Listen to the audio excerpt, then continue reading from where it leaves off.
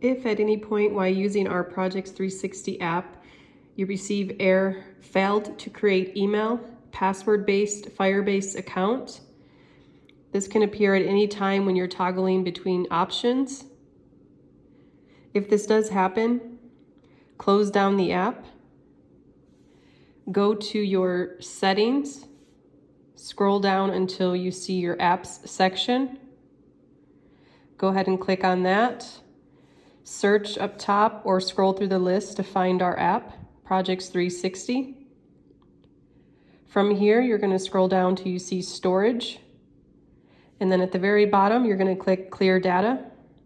It says it's going to erase all files, settings, accounts, databases, etc. Go ahead and hit OK. Now, once that storage has been cleared out, you can go ahead and go back into the app. And from here, it's going to be defaulted to nothing again. So go ahead and put in your credentials again.